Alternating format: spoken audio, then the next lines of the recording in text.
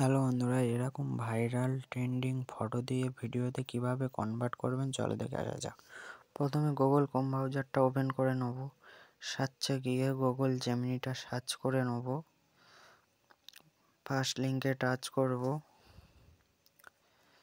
তারপর প্লাস আইকনে টাচ করে গ্যালারিতে গিয়ে এখানে যে কোনো একটা ছবি আমি সিলেক্ট করে নেব।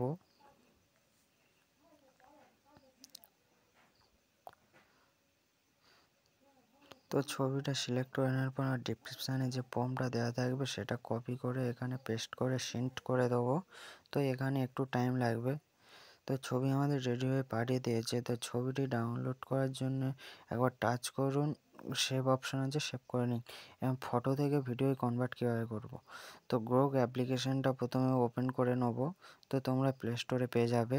তো গিয়ে ক্রিয়েট ভিডিওস বলে অপশান আছে।